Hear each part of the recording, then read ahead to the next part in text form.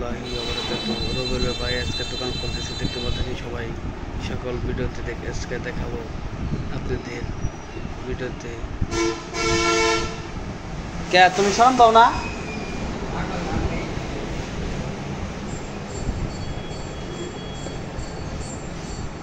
যারা যাও